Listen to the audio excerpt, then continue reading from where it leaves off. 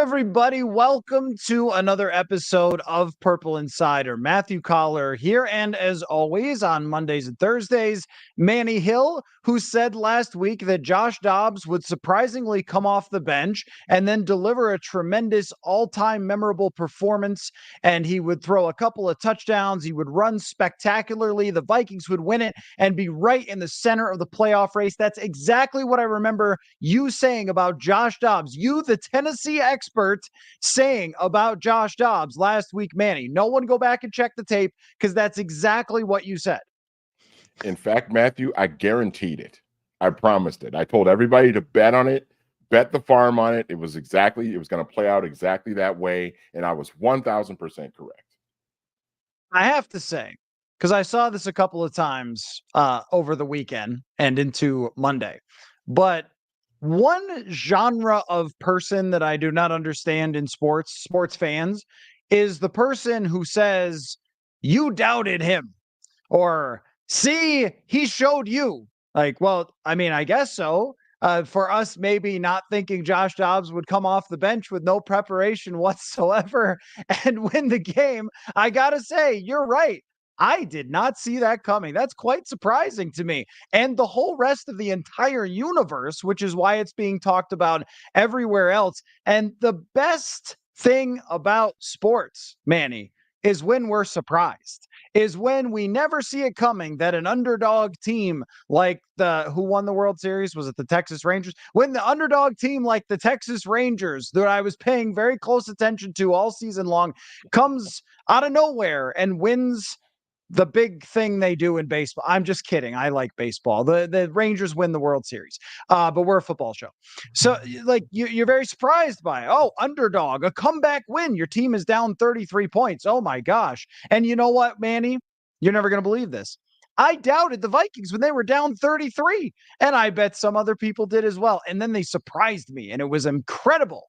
And the same thing goes for what we saw from Josh Dobbs. I was very shocked at the outcome. At about halftime, I was thinking about headlines for my article.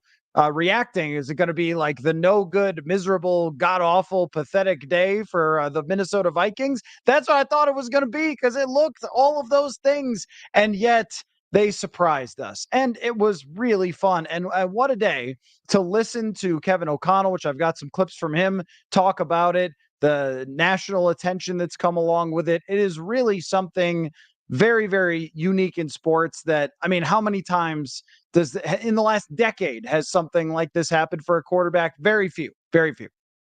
Yeah, and it's fun. It's what makes sports fun to watch. It's what makes conversation fun, is when things that you don't expect actually happen. You know, if everybody is correct all the time, if everybody made the accurate predictions, you and I both picked the Vikings to lose yesterday. I was pleasantly surprised to see them win the game. I was pleasantly surprised to see Josh Dobbs come in and perform the way he did, especially considering how things started out for him in that game, because it looked like those first couple of possessions, it looked like this was going to be a disastrous day. I mean, I was getting, like, after that first possession, or it might have been the second possession where the safety happened, I was getting a sense of like Josh Freeman vibes. Like, I was feeling like, oh God, this game is going to be really bad. The Falcons are going to win probably by like 3 touchdowns, and it's going to be a disaster. Josh Dobbs has been with the team for 5 days. Like, this is going to be bad. And he turned around and performed great later, led the team to a win, a 2-minute drive at the end to win the game. I mean, you can't even really make that stuff up. And it was fun. It was great to watch. If I wanted to cover a team that was predictable, I would not have chosen this one to cover, because let me tell you, there's been a lot of things along the way that I could not have predicted. In fact, you know what it reminded me a lot of, Manny, and we're going to get to this later. So maybe you could skip responding to this point, because you've made a list of Vikings unexpected backup quarterback performances, but it did remind me of, and there are many, but I restricted you to only one per selection, one backup quarterback per selection. So we'll get to that list a little bit later. But When Case Keenum came off the bench mid-game when Sam Bradford got hurt in 2017, and he got rolling with that team against Chicago. They had a comeback win. And even then, the first couple of games that Keenum played, we were like, I don't know about this. And it all came together and they created something special. So let me ask you this, and then we'll get to the main question from the headline, which I need to do a better job at getting into quickly with the show. But how much did it change your expectation? Because we went through and we tried to pick the wins and losses with Jaron Hall and Josh Dobbs. And, I mean, it changes all the time. That's why we do things like that, is to see where we're at and then go back and compare it. But how much would it change your opinion of what this team's final record will be, considering the way that Dobbs played on Sunday? I think it changed a little bit from the standpoint that now, based off of what we saw yesterday, I still think, despite the fact that Kirk Cousins is out for the year, I think that this team can still make the playoffs. They're in a playoff spot right now. They're in the 7th seed in the NFC. And when you look at the teams that are around them, the Vikings can match up with pretty much any of these teams that are kind of right there in the mix in the playoff mix for them, even with Josh Dobbs at quarterback. When we talked on Thursday and we kind of laid out, how is this going to look now that Kirk Cousins is out for the year if Josh Dobbs starts the remainder of the games, I had them at 8-9, which was kind of generous because that had Josh Dobbs as going like 500 as a starter down the stretch for the second half of the season. So that was a pretty generous prediction. So as far as like the difference from what I had them at on Thursday to now, it's not much in terms of, how many games they might win. I think 9-8 is still a very strong possibility for them. But I think it's based off of what we saw from Josh Dobbs yesterday. I think it's just going to look a little bit better. I think he's going to perform better than what I initially thought. And hey, if they find a way to maybe steal a couple of games, and if they go on like so they're 5-4, so they've got 8 games left. If they go on a 5-3 type of stretch here, which I think is possible when you look at the schedule, now they're 10-7, and that's what I had them as if we, hypothetically speaking, if Kirk Cousins were still healthy for the rest of the season. So they can find a way to steal one of these games. If the 3 losses that you have are, to Cincinnati, one of the Detroit games, and then maybe you steal another game, maybe you go into Denver and win that game or something like that. Hey man, I mean, it could be really interesting, and it would just be crazy when you consider everything that has kind of transpired over the last 2 weeks. Yeah, with Dobbs, I think if we're trying to look for what happened yesterday and what the cause is, there's a couple of things that I underestimated that I think could sustain the rest of the way. I knew that Brian Flores' defense would keep them in the game. I knew that Arthur Smith would keep them in the game. So there was that. I don't think anybody thought that they were getting blown out. It was, and also, trying to judge Jaron Hall starting was very difficult. Like, is this guy going to be able to step in and do something or not? Because some 5th rounders have come in and looked pretty good, and some have come in and looked like they have never played football before, and you really don't know what you're going to get. But then when Dobbs comes off the bench and looks so bad, yeah, of course you think, okay, this is going to go in a very poor way. So I have only met Josh Dobbs one time, so it's harder to have a gauge on his personality. But here's what we learned. I don't know if you heard this. He's pretty smart, but smart in a lot of the right ways. Like, understanding information and being able to apply it is really important. Just taking book tests for aerospace engineering is not really usually something that translates to the NFL. That's why there's not a bunch of aerospace engineers playing for the Jaguars or something. Like, this is a hard thing to do. So that's special. His resolve was special. The fact that none of that got him down and he came out and just kept pushing throughout that game. Every time something went wrong, they fumble a snap, he finds a way on the next play to escape and make a play. I think I underestimated also just how much Kevin O'Connell could push down the gas pedal into the headset to help out a quarterback. And even without Justin Jefferson, even without KJ Osborne for pretty much the entire time, still found a way to get people open, to draw up things that Josh Dobbs understood and to teach him on the fly. And with that said, Manny, I have Kevin O'Connell. It's a little bit of a long answer, but I really, really like it. So I want to play the whole thing for everybody. It's a couple minutes, but it's really good. From Kevin O'Connell today, talking about working with Josh Dobbs. Yeah, I've kind of been down that road before at some previous stops, and I've kind of learned from those experiences.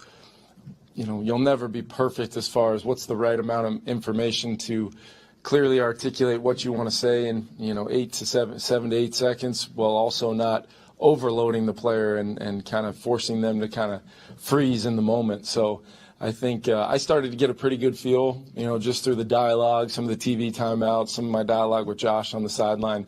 I started to get a pretty good feel with where he was at, and his ability to know, formations and kind of the intent of certain plays allowed me to get a little bit deeper into the footwork and, what to do with his eyes and kind of what I was thinking as the play caller, which are pretty similar to what I would do anyway in a lot of situations with Kirk.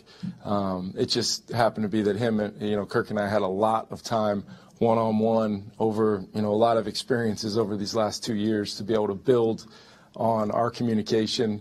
I always joke that it's probably a good thing that they can't talk back to me.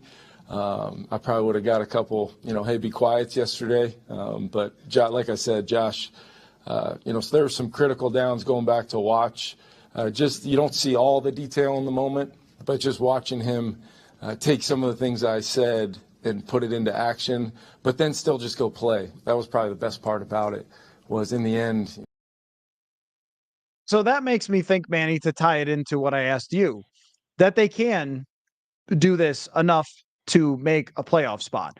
And it may be a little bit of a high bar to set anytime it's a backup quarterback, but I think that these things are going to be applicable, and this relationship could even grow between Dobbs and O'Connell. And the fact is, like, Dobbs is going to have a game or two here where we're going to go, yeah, that wasn't good, because I've seen him have that game before. But that capability to have that connection with your quarterback in the headset and then apply it, I think they can do that week in and week out, especially if Justin Jefferson comes back and is the same version of himself. And I think it really, just speaking from a big picture standpoint, I think it really shows that Kevin O'Connell's a pretty damn good coach. And he's not perfect. He's flawed. I know there's always questions about, little things like clock management and, play calling and different things like that. But I think overall, big picture, when you look at everything that went down yesterday and the way he was able to sort of stay in the moment and keep Josh Dobbs in the moment and not have him, not allow him to sort of melt down after, the rough start to when he first got into the game, I think really speaks a lot to, Kevin O'Connell as a leader of men and the way that he can connect with quarterbacks, and sort of, bring the best out of whoever is playing quarterback at any given moment. It might not always lead to wins. And sometimes, like you said, with Josh Dobbs, we might see a clunker later on down the road here, later in the season. But I think more often than not, whoever's playing quarterback, the Vikings are going to have a decent shot to win because of the way that he's able to connect with that position. It's easier for him to do it, obviously, because he played the position, played it at a pretty high level collegiately, played it for a few years in the NFL as well as a professional.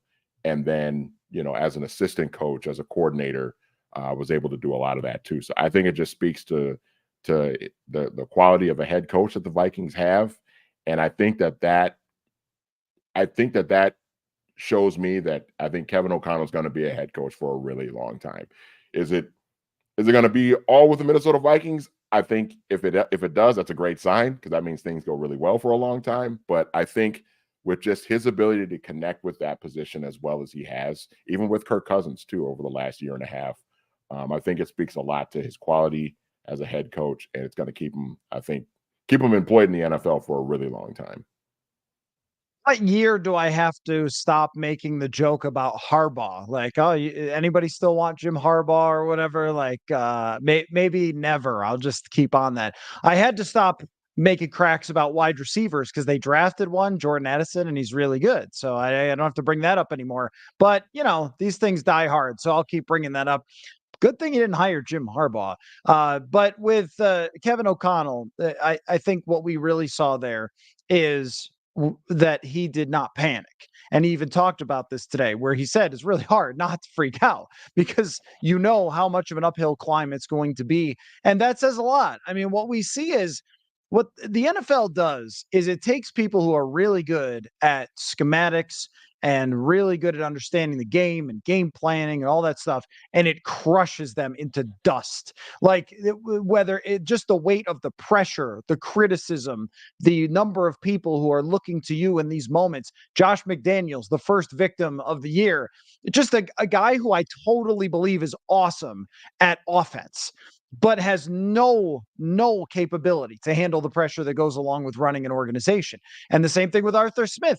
That guy was really good at designing an offense for Ryan Tannehill. He turned around his career. I don't doubt his acumen at all for offense, but when it comes to leading an entire organization, leading a team, we've seen a ton of evidence for Kevin O'Connell, and this is just the most recent drop in the bucket.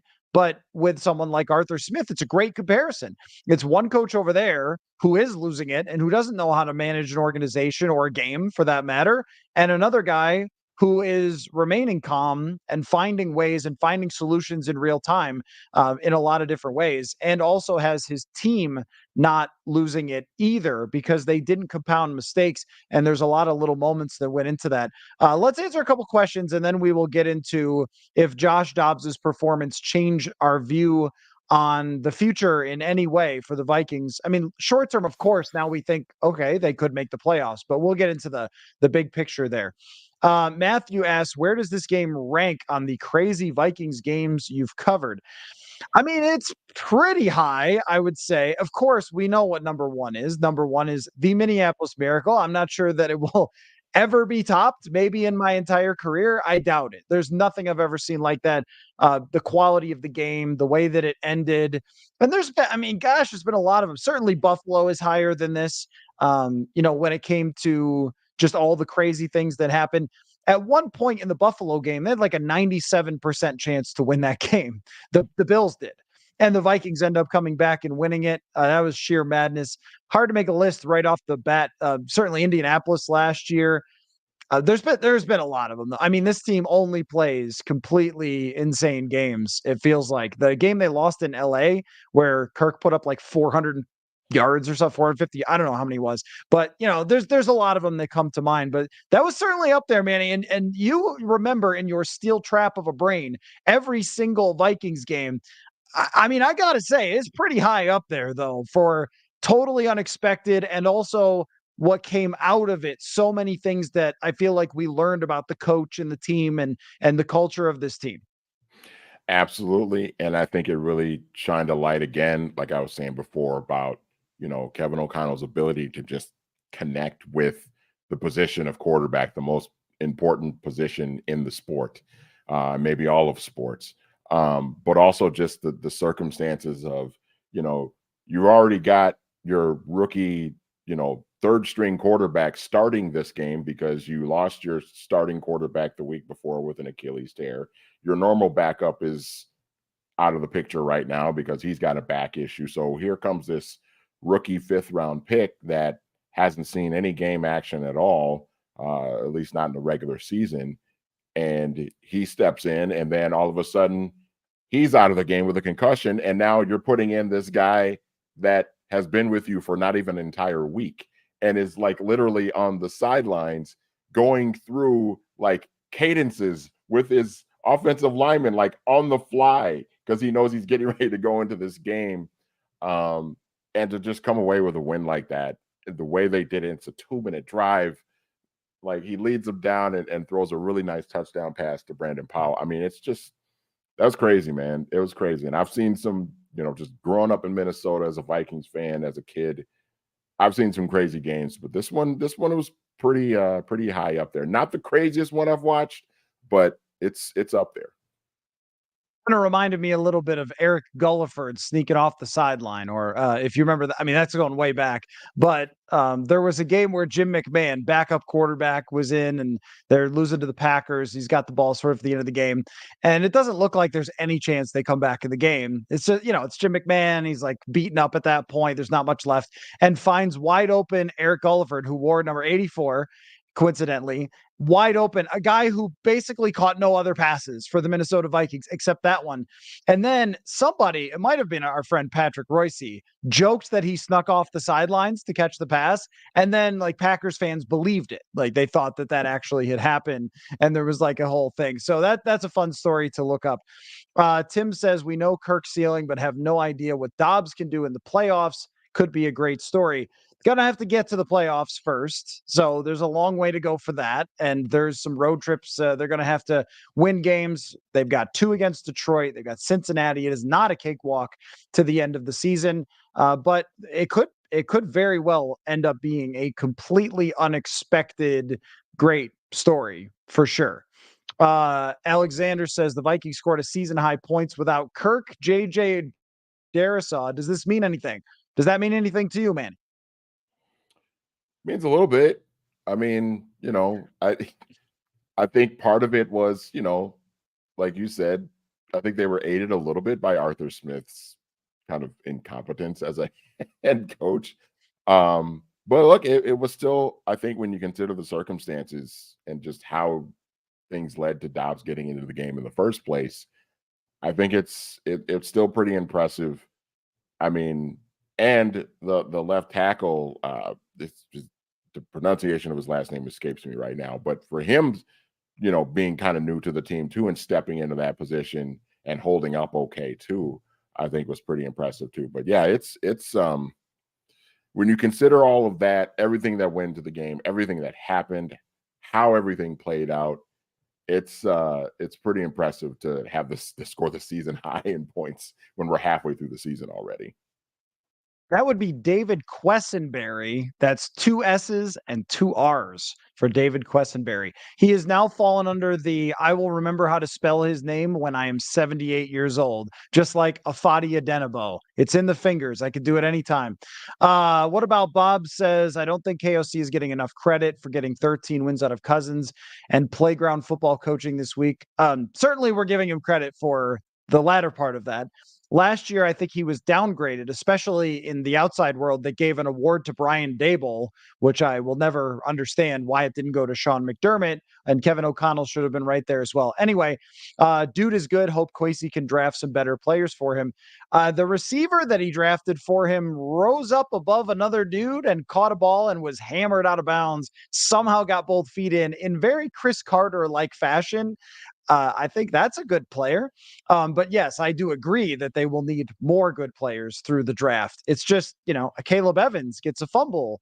I mean, who was he drafted by, right? Like Ed Ingram has shown consistent improvement. I'm not saying he's good, but all of a sudden, now that we're getting more sample size on these players, we are seeing some of them step into these roles and make a difference. And one of them becoming just a flat out star while Justin Jefferson has been gone. So if you drafted multiple starters and a flat out superstar over first 2 drafts, it's really about one guy. Like one guy went super bad, and that was the first pick. And that's what, of course, is going to be the main focus and the trade down and everything else. But if we're evaluating the general manager right now, I think he gets pretty darn high score. He's going to get a real darn high score because this defense is good. And think of the players that they let go. But, one I was thinking about, Manny, was Delvin Tomlinson, that they decided that Delvin Tomlinson was just too expensive. And they wanted him. They liked him a lot, but they drew a line in the sand and they said, Delvin Tomlinson's too expensive. I don't want to get too far off the topic on this, but I'm just making a point here that they decided to move on from him, and they have been flat out fantastic against the run. They did a great job. Like they knew what they could replace. And that's what this is about, like Belichick for so many years. But I don't want to go too far down evaluating the GM. Like we're focusing on Josh Dobbs here. So this is the point right here from Giuseppe. He says, I hope that Dobbs can continue to play well to show the Vikings brass we can move on from Kirk. Now, I don't know how much Josh Dobbs will impact the Vikings' decision at quarterback, but I would love to know how much you think that Josh Dobbs' play will impact the Vikings' decision at quarterback. I think it's going to have a pretty significant impact just from the standpoint of I think it's a possibility. I think, like I've been saying for weeks, I think ultimately they're going to move on from Kirk Cousins after this season. They haven't really given me any indication that they're going to do otherwise, although we've been surprised before. But I think they're going to move on from Kirk, and I think they're going to draft a quarterback. They're going to find a way to do it with their first round pick next year. If they're in the middle of the first round, I think they're going to find a way to move up. If they see a guy that's attainable that they like, they're going to do that, and they're going to find a way to get it done. I think how Josh Dobbs comes into play here is that depending on how he performs the rest of this season, I think you're looking at a guy that you could go into next season as your starting quarterback, as sort of a bridge guy that can give you a chance to compete and stay relevant in these games so that you don't have to throw that young quarterback, whoever it is, if it's Drake May or Caleb Williams or JJ McCarthy, whoever it ends up being, you don't have to throw that guy into the woods or into the wolves right away. And you've got a guy that is at least decent as a sort of a bridge quarterback for you. He's mobile, he's athletic, he can make some plays and help you win some games. I think that's ultimately how Josh Dobbs can come into play here. If he's terrible the rest of the way here, then you've got to think, okay, how do we go into next season? We're still going to take our young guy, but now maybe we have to dip into free agency and get sort of that bridge veteran guy that can step in. So I think that's how it's going to play out as far as, Josh Dobbs is concerned, how his performance is going to impact what happens next offseason and into 2024.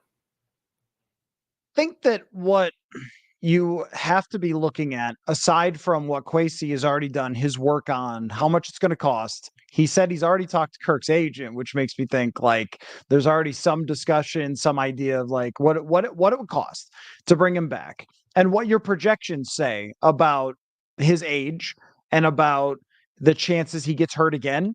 And look, I mean, anybody can have an Achilles injury. We saw it happen to Cam Akers. He's a young guy, and he had it happen with his other Achilles. But if you're going to talk about what his health record was before, I don't know that you could do that because it changes after you're a certain age. And you and I are of the age where we are feeling that all the time, where it's like, is this supposed to be hurting? Like, is this something serious? Do I ask a doctor about this, or am I just like old now? But like there's a lot of miles, there's a lot of hits, there's a lot of whatever. So you have to factor that in, even though he's had a pristine health record before. So they've already done that. They already have that evaluation. But the thing is with Kevin O'Connell is what he is going to see is how much he can pull the puppet strings on a quarterback. And also, and a lot of you have brought this up in the comments, and I haven't wanted to go really too far down this road because Kirk Cousins just got hurt and was playing really well and they were winning games. And like, I don't want to go too far on this, but the mobility element is just legit. We have seen it over many quarterbacks in the NFL. And this is not a mildly mobile quarterback. This is like a very mobile quarterback. This is a dude who can really ball.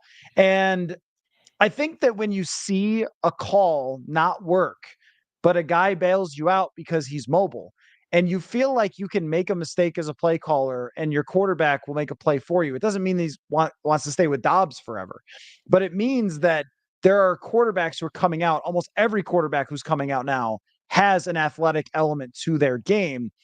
And I think if you combine those two things, because to me, it's O'Connell that you would have to sell more than Kwesi, who didn't extend Kirk anyway. It's O'Connell that you would have to sell more on. Hey, other quarterbacks could play for you. As much as you love and respect Kirk Cousins, other quarterbacks could also maybe make you right.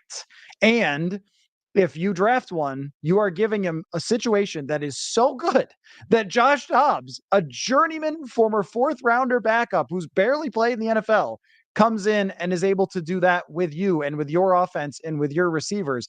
I mean, it's a pretty compelling case to the head coach, I think, that someone else could play quarterback for this team.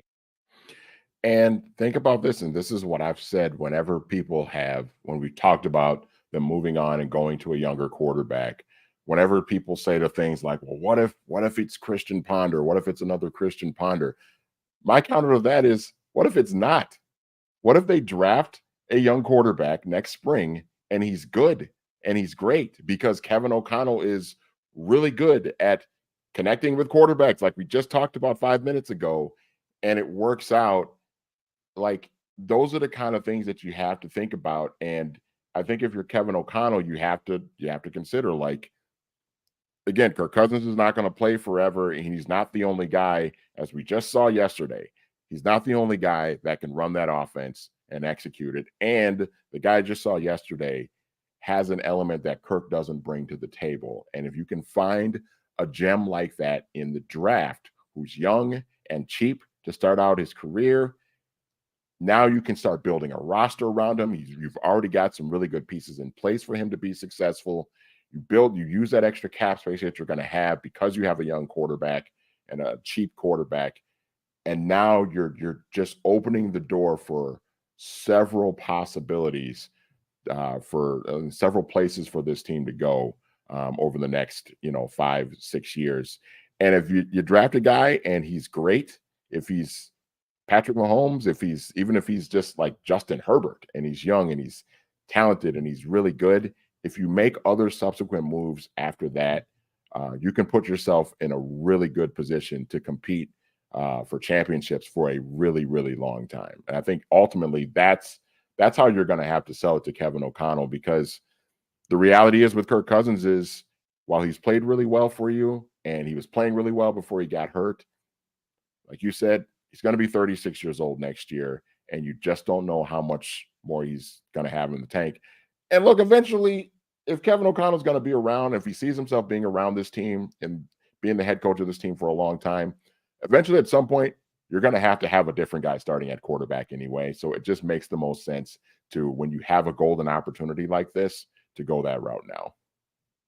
I mean, I think that even just, looking at Houston, and CJ Stroud was a tremendous prospect. And that's one of the funniest, I was talking about earlier in the show about people who are like, you doubted this person. I've seen a few times you people doubted CJ Stroud. The dude was drafted like number 2 overall. I don't think there were that many people who were doubting.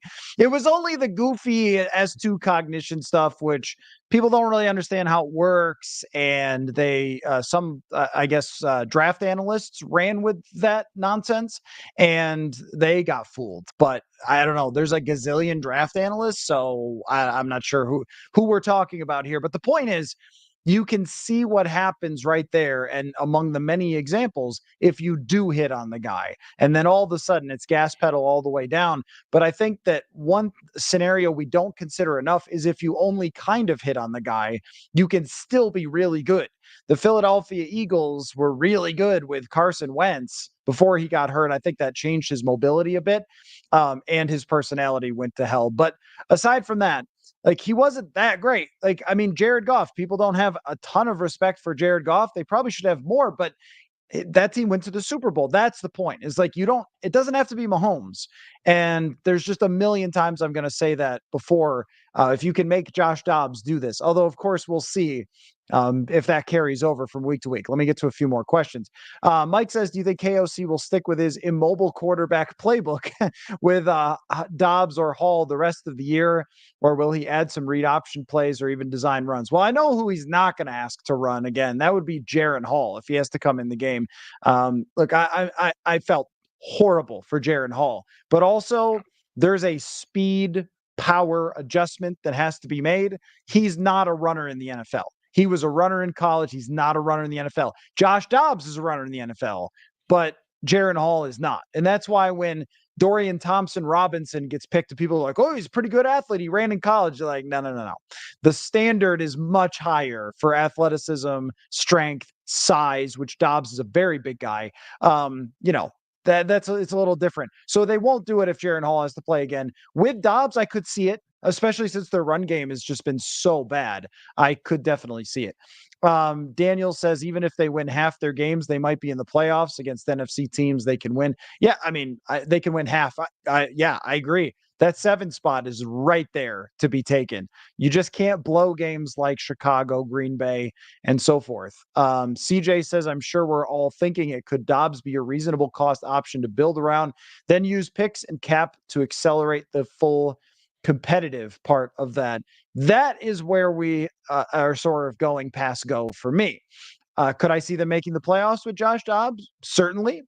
If Josh Dobbs ended up being the next, I don't know who, Manny, like who started their career 1-9 as a 4th-round draft pick and then became a starting quarterback. Like there's probably a few, but it's not a long list. Yeah. Is it possible? Yeah. But that's one where we're going to have to slow the roll a little bit on like, could Josh Dobbs be the future quarterback? That I would take my time with. Is it impossible? It's not impossible. I mean, Brock Purdy right now is the franchise quarterback for the 49ers. So it's not impossible when you can stack the roster as much as you can. And that's always been the thing, right? Like Matt Hasselbeck is my go-to toward a guy that I never thought was all that gifted, but had an unbelievable team for a number of years and really, really excellent all-time great coaching. And they went to a Super Bowl and they were like really, really good with him. Jake Delhomme was kind of the same way. I love that comparison to Josh Dobbs. Jake Delhomme. I now absolutely love this. Dude is super gritty. It's not amazingly accurate, kind of wild with the football a little bit, runs. I now like that a lot. But I just think it's way too reactionary to say, oh yeah, I could see him starting in 2024 and he's their guy, but it's not out of the realm of possibility. No, it's not. The way I kind of look at Josh Dobbs, and you know this, from text conversations that we had behind the scenes, as like a Tennessee Vols fan, like I'm rooting for Josh Dobbs to just have a really nice long career in the NFL, even if he's just the journeyman Josh McCown type where he's just bouncing from team to team to team. I think it'd be really cool because I'm just as a as a Vols fan, like I'm just rooting for him.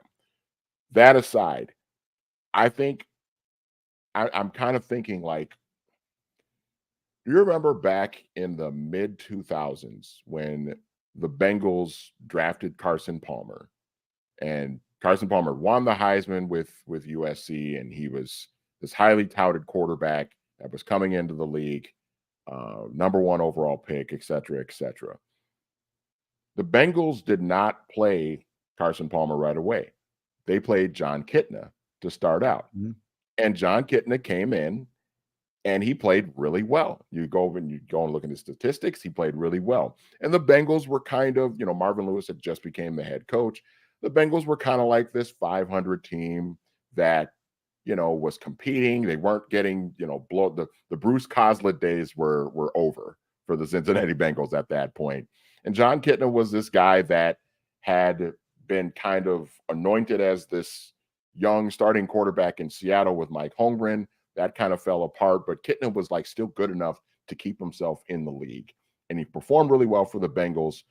But I think everybody kind of knew, like, no, they invested into Carson Palmer. He's going to be the future. But John Kitna's in there, and he's going to hold down the fort until Carson Palmer is really, like, ready to go and step in and take over the franchise. That's kind of what I'm envisioning and hoping that Josh Dobbs can be, that he just comes in, plays really well. Vikings are probably not going to go to the Super Bowl with him or anything like that, or an NFC title game or anything like that, but he just plays well enough and he keeps the team competitive. And then when that young quarterback that they take, hopefully next spring, is ready to go, he can step in and seamlessly, step into that starting role and take over as a franchise leader. I think if it plays out like that, I think that would be ideal for this entire dynamic going forward. Okay, so we got your list to get to, and I also have created a quiz like from the old magazines for how much are you Dobbsing. So I'm going to get to that in a second. But first, I want to tell everybody, guess where we're going to be in the second week of December? Well, Manny's going to be back here. Sorry, Manny. I mean, you can come if you want to, actually. It's going to be Las Vegas. That's where we're going. So if you want to come with Manny, you certainly can. going to Las Vegas to stay at Circa Las Vegas. I'm escaping the Minnesota December weather, going out there, hanging out there before I cover the football game. That Sunday, it will be Minnesota. It will be Las Vegas. This game suddenly becomes very relevant, and Vegas is back in the mix now. So at Circa, you're going to be able to find me outside at Stadium Swim watching games on their unbelievably gigantic television. They have heated pools out there. So even if it's a little bit on the cooler side, you could still have that summer experience outside at Circa. And it's one of the coolest places on earth. And we're going to have a special party that Friday night for Minnesota fans with drink specials, 2 tickets to give away. So come meet me there, talk football at the amazing Overhang Bar inside Circa. You have to RSVP for the party. So if you go to Circa Las Vegas, go to where it says Sportsbook and you can find it there. Huddle up at the Overhang. That is the place where you can find it. So I'm going to make a whole weekend of it in Vegas at Circa when Minnesota goes there. And it is located on Fremont Street. You can really make a fun time. So we'll have a great getaway there. Go to circalasvegas.com for more details. Book your spot today, and I will see you there. And that is quickly approaching.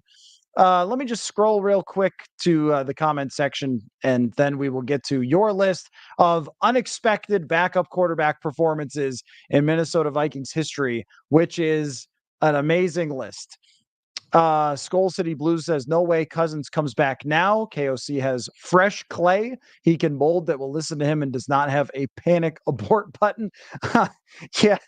Yeah, there were a couple times where I thought maybe Dobbs needed a bit of a panic abort button when he had some pressure there. Matthew says KOC and Kwesi like Kirk, but only at a price that doesn't hurt their ability to build a playoff winning team. I agree with that. That seems how they've approached just about everybody. What about Bob says, I'm already sold. KOC will elevate any quarterback under his coaching. Just need a guy with a high ceiling and watch out. Do not totally disagree with that. I think maybe a little on the reactionary side to what we just saw, but I also think that most of it is sustainable. Ken says Ponder has done so much harm to this fan base, even years after being gone, and now many years after being gone. Actually, fans are so terrified of another bust like Ponder, they won't open up to the idea of drafting a quarterback. I think that amount of fans has really pushed to the other side, like as the years have gone by, and the whole like, hey, who's going to be better than Kirk? Like, well, other people could possibly, or at least win more with the complete team. CJ says Hasselbeck and Delhomme run for Dobbs over a few years would be awesome. Settle for Keenum 2017. Yeah, I mean, look, I'm never counting anything out after seeing that. So after covering every bit of that, and you know what I'm not doing, Manny? I made a declaration yesterday. As we go forward with this Dobbs thing, there's probably going to be ups and downs. I refuse to be dragged into any sort of is Dobbs really this good discourse. Like this is great, and if it lasts, it's really great. And those are the only two options. If it doesn't, then hey, it didn't. But 2017 was brutal at times because fans wouldn't stop fighting with each other over whether Keenum was actually good. And you know who was responsible for that is really Mike Zimmer, who kept telling you he's not good. But that was frustrating at times to deal with. And I if I were to go back and recover that season, I would pay no attention to that. I mean, I'd of course talk about what Zimmer was saying, but I would not get involved with is Case about to fall off the edge of the earth? Is he going to come back? Is it just a pop-up season? Whatever. I would have just ignored that and try to ride the ride. Yeah, I think especially at this point now, I think you just have to look at this situation for what it is right now as let's just try to enjoy it. I mean, forget about the future for a second. I know we just got talking about the future, about what's going to happen next year and how they're going to handle things if Dobbs continues to play well. But also I'm just looking to see just how this plays out this season. And then whatever happens after that just happens. I've said many times what I think that they should do after this season. But also I think just in this moment now that it appears that, that this team could still potentially make the postseason. When a week ago I didn't think that was going to be possible with Kirk Cousins being injured for the season.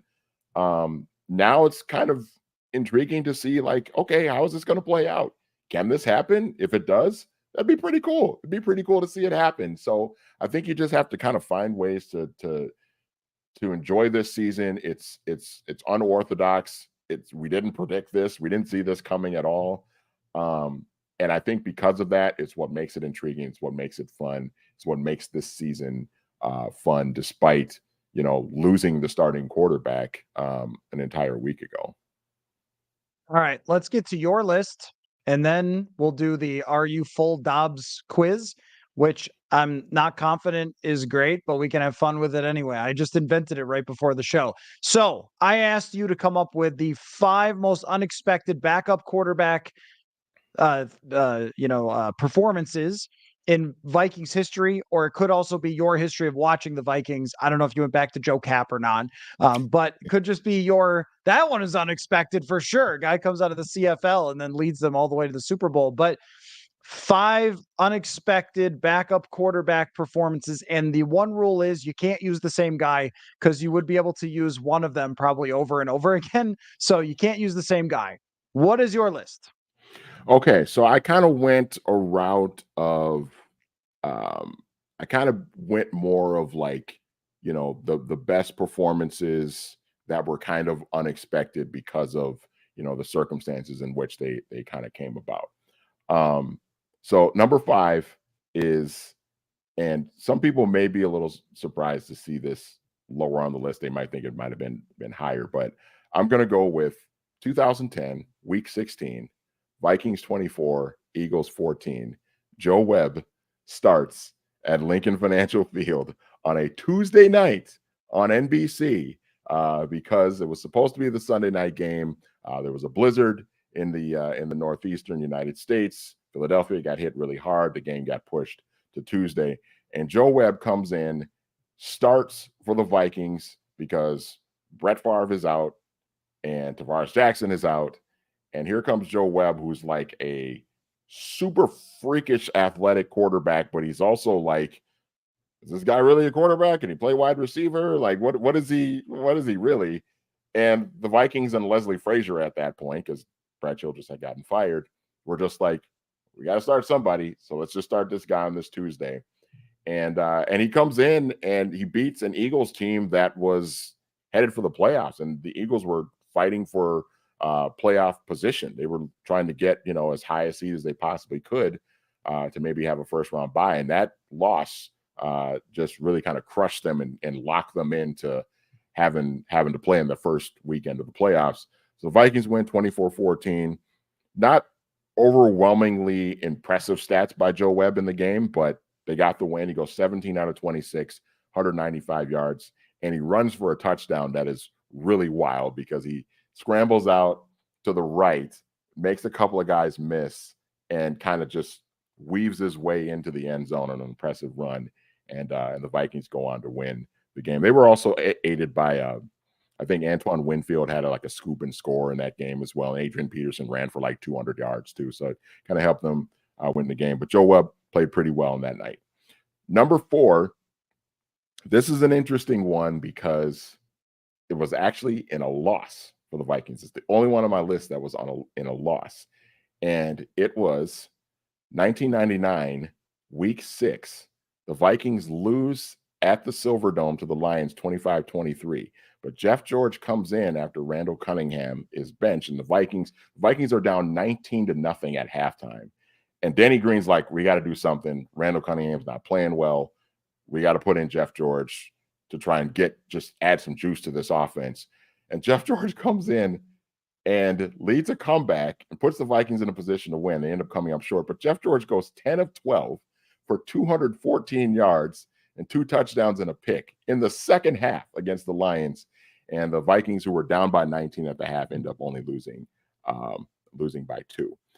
Number 3, 2003, week 4, Vikings 35-7 over the Niners. Gus Frerotte comes in, starts the game after Dante Culpepper got hurt in the week before in Detroit. And Gus goes 16 of 21 for 267 yards, 4 touchdowns, no picks. Randy Moss just torches the 49ers secondary. And that was a hyped up game because that was the T.O. versus Randy Moss. So much hype going in, like who's the best, who's really the best wide receiver in football. And Randy Moss kind of got the best of T.O. that day. I remember T.O. was shown on the sidelines yelling at Greg Knapp, who was the offensive coordinator for the 49ers, who I think is no longer with us anymore, Greg Knapp. But I remember that scene of T.O. just going just nuts, just going crazy because he's competitive. He wants to match what Randy Moss is doing, and it wasn't happening. But Gus Frerotte was awesome in that day, in that game. And he started a couple more games until Dante came back from the injury and played well. Yeah, real quick note on that. It's the highest rated quarterback rated game in Vikings history by a quarterback. And I did a story with Gus Frerotte a couple years ago going through that game, what he remembered from it. And I think it was maybe Nate Burleson's first touchdown. It could have been. It was somebody's first touchdown as a Viking, because he talked about remembering it because of that. But that was very cool to have him go through that. And also the thing I always respected about Gus was that and we've had him on shows before and things like that. He's a great guy. And he would talk about with Randy Moss. I'm just throwing it to Moss. I'm the Vikings quarterback. I know that I might not be here for very long. I'm just letting that ball loose to Randy Moss. Of course, then the first iteration of Gus Frerotte, and the second one, he played okay enough to win some games, but he didn't have Moss. But I just love that about him, that he was like, forget it. I'm just throwing this ball to Randy Moss. And that was when he told me that when you saw Moss throw up the arm, that was when he was changing a route. And I didn't know that until Gus told us that he was supposed to do something else.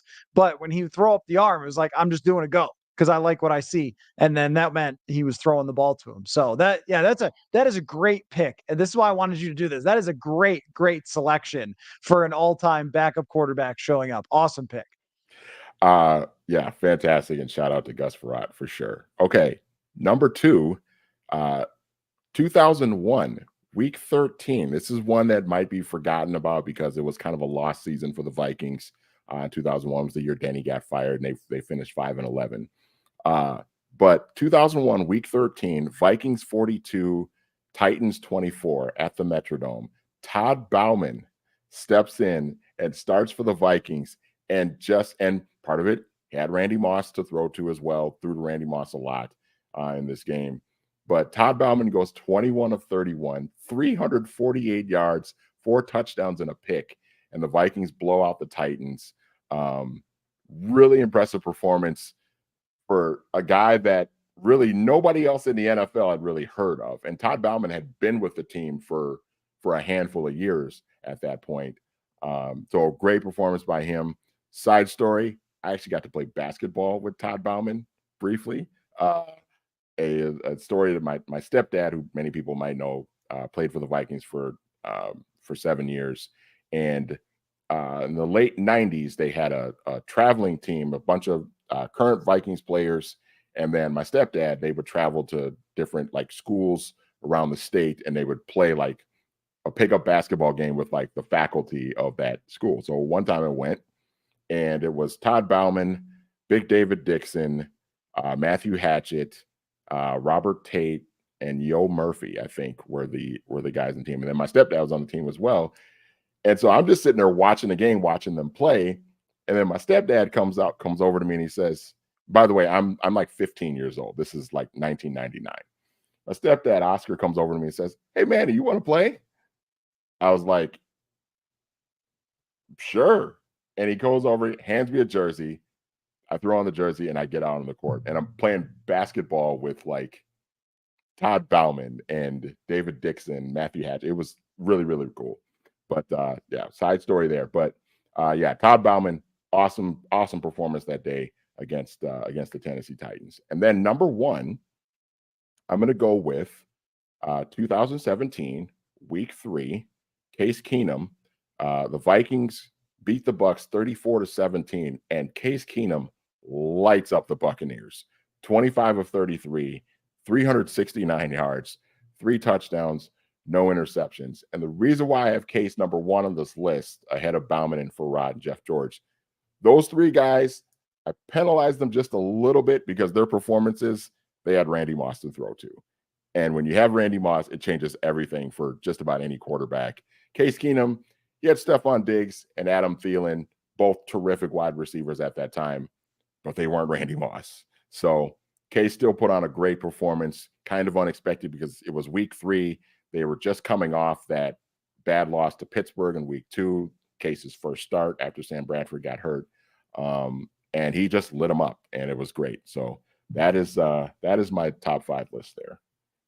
You talk about being surprised. That surprised me. I mean, I knew that Case Keenum had a few games in his career, but to throw for 369 yards and a lot of it was throw the ball up somewhere in the ballpark of Stephon Diggs or Adam Thielen and they'll catch it. And that ended up being most of the strategy for the rest of the season. It was like little, check down stuff to Kyle Rudolph, handoffs to the running backs, screens, which their screen game was great that year, and then just throw it up and see what happens and let God take the wheel. And so often the ball went into the hands of those receivers, including, of course, the Minneapolis Miracle. But that was as big of a whooping as this franchise has put on anybody since that time. Yes, indeed, was unexpected. And I wondered if that was going to be your pick. And a great selection. Tremendous list. Very, very well done. Let me answer just one question, then we can get to my quick quiz that we will close the show with.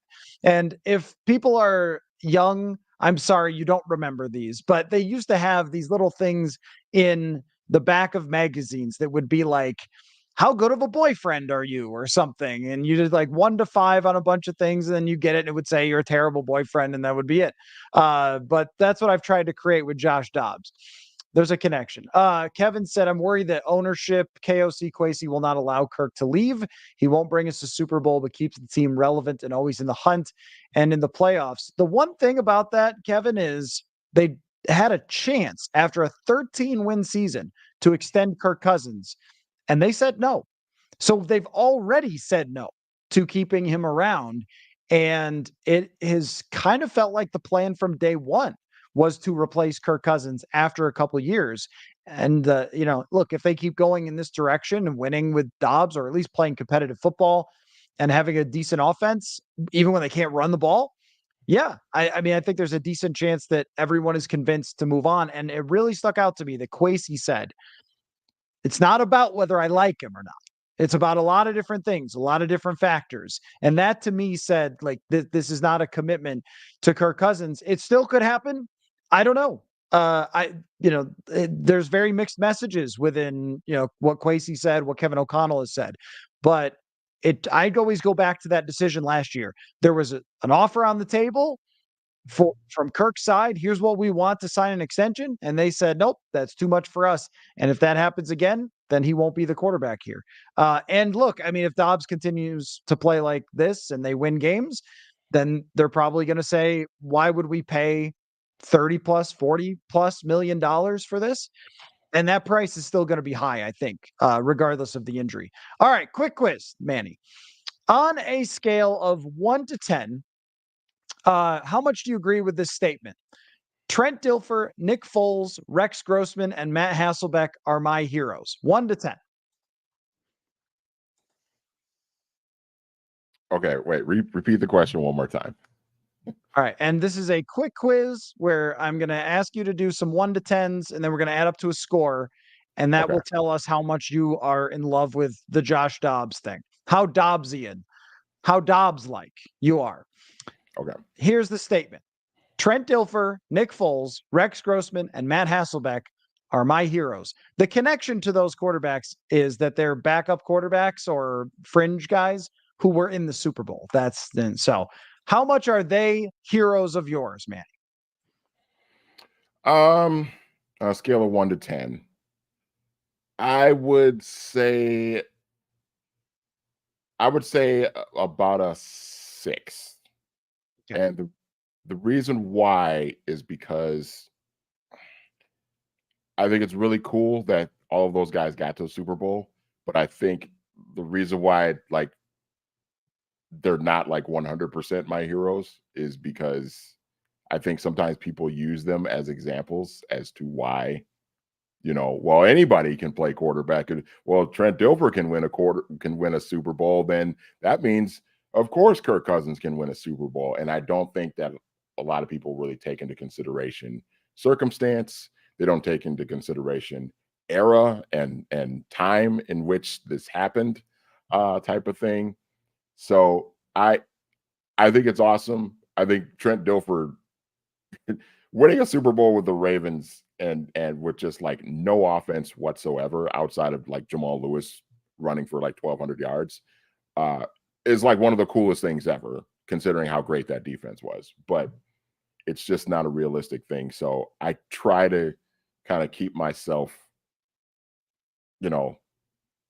I try to be realistic about that kind of thing. Like, that's not a realistic thing. So it's cool, it's great, but I try not to hold it in too high regard. Okay, 6 out of 10. Very detailed explanation there, man. Yes. But I agree with you. I agree with you. We love backup quarterbacks, but trust me, the number of times I heard this when I was doing Buffalo radio, like EJ Manuel's the quarterback, and people would call in and be like, Trent Dilfer won. We need a defensive line. You're like, okay. Sure. If you can build the 2000 Ravens, I'll agree with you. 1 to 10, how much do you agree with this statement? 10 is obviously the most agreement. 0 is not agreeing at all. Scrambling for a quarterback is very important to me. 1 to 10, how important is scrambling for your type of quarterback? 9. I think it's huge. I think it's, especially in today's NFL, I think you got to have a guy that can move around. He doesn't have to be Michael Vick or Lamar Jackson, but like, he's got to be able to move around a little bit. He's got to be able to get outside of the pocket and make some things happen when things break down.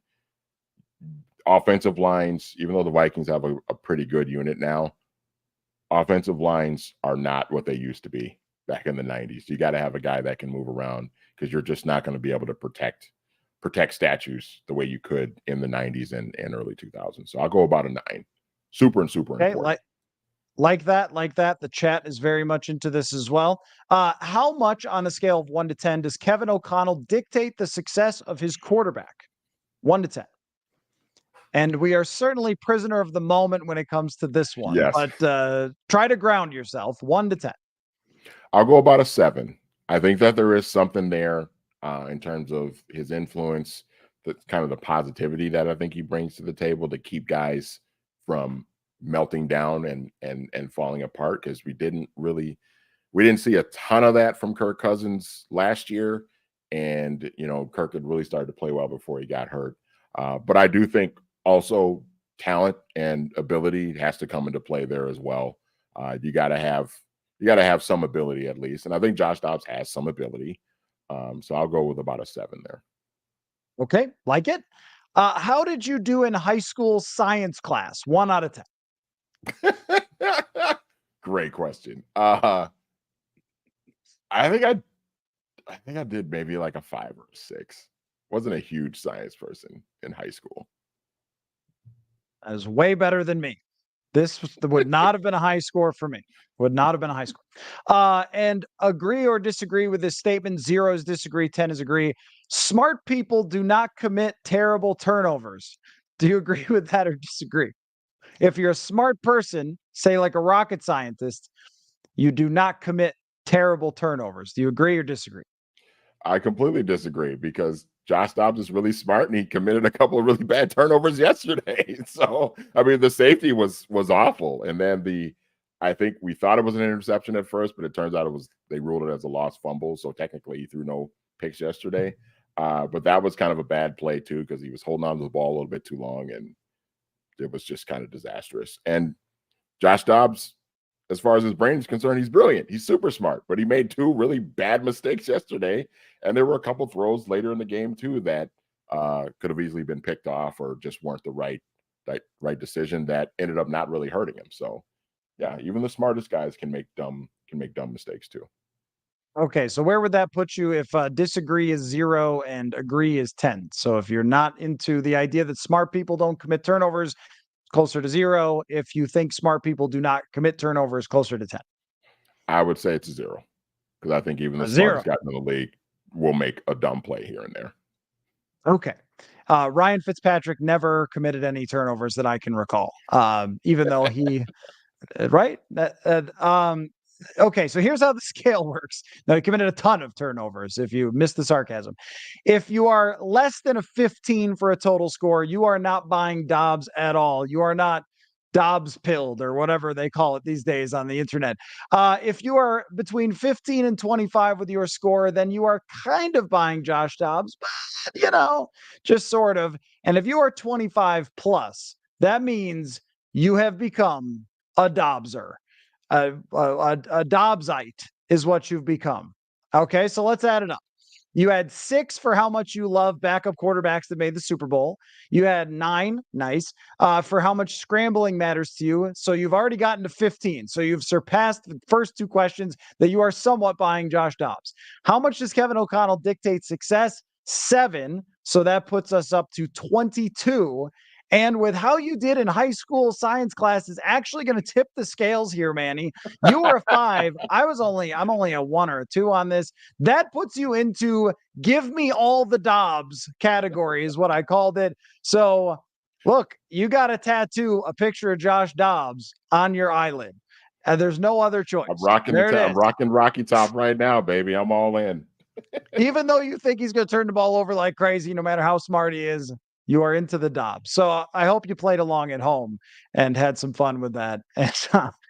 And I've got, I'm seeing people's scores and everything else. But everybody's saying, give me the Dobbs. So I got to say, it's made for a couple of really fun days. I saw NASA tweeting out, as Bob mentions, the Pastronaut. That's tremendous.